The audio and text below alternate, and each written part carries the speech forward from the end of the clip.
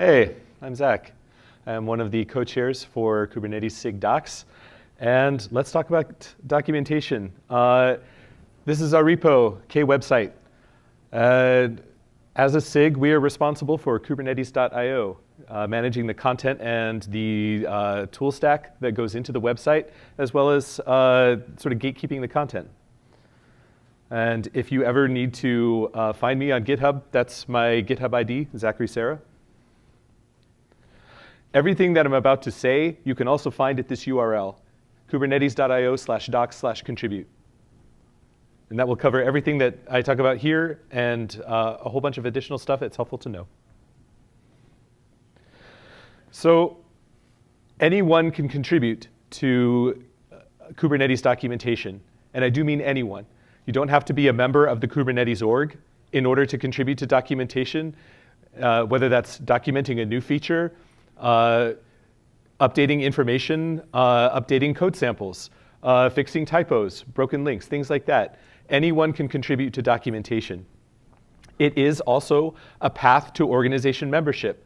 So if you want to become a member of the Kubernetes org, contributing to docs is one of the ways that you can become a member of Kubernetes. So where do the docs come from?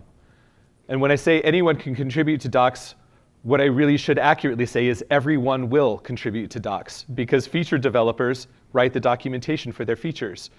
SIG docs helps those, the feature documentation that feature developers write be as accurate and as concise as possible. So if you need help with docs, if you have any questions about what to do with a PR, where docs should go, this is where you can find help. This is our Slack channel in Kubernetes Slack, SIG docs. And this is where we're the most active. We have an email list as well. The link is there. But if you want to get a faster response, come chat with us in Slack. It is the fastest way to get the most helpful eyes on your question. So a little bit about the docs. So Kubernetes.io, the website, we migrated the static site generator this year from Jekyll to Hugo. So if you are familiar with how Hugo works, its content conventions, shortcodes, partials, things like that, we use those for Kubernetes.io as well. So that's a bit of portable knowledge that works. And that means that also that most doc source files can be found at content/en/docs. That's the way that Hugo works with languages, is that there's no default docs file except what you specify. Everything is automatically internationalized by default. It's set up for internationalization by default. And that was one of Hugo's selling points to us this year. So branching. If there's one thing that I would like you to take away from this talk, it's one, Slack. Come talk to us on Slack. And two, this is how to branch when you're working on docs, pull requests for docs. And we do it the opposite of every other repository that you have dealt with today. And the reason for that is that we release continuously on 6 production branches. So where other SIGs work in a development branch and then cherry pick to master, our master branch is what is live on the site.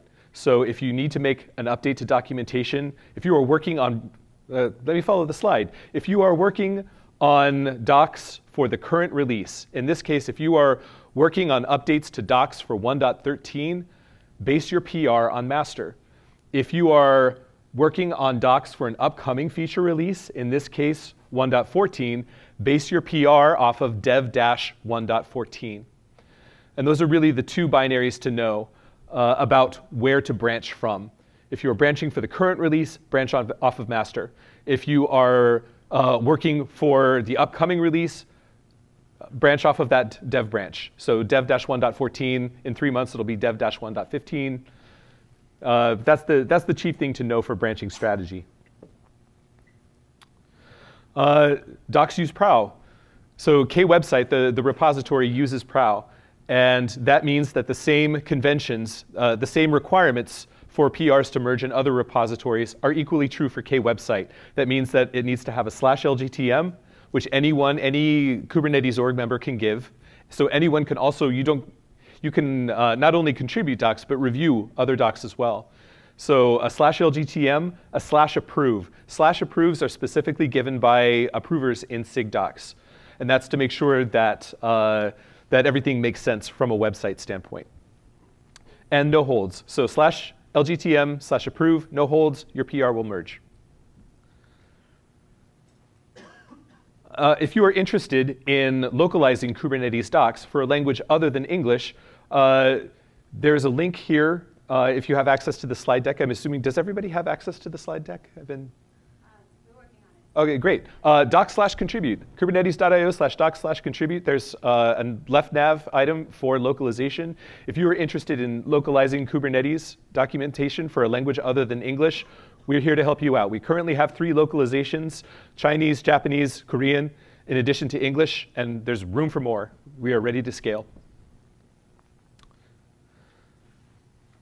So I'm going to end this by ending the way that we began and reminding you that anyone can contribute to Kubernetes docs. And hopefully everyone will. Thank you very much.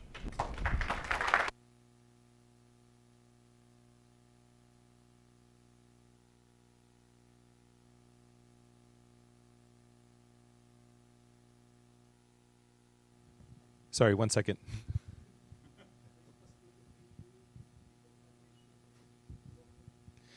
Yes. And not only is it possible to preview documentation locally, when you open a pull request in K website, we use Netlify to stage our builds. And Netlify will generate a documentation preview for that particular PR on our staging server.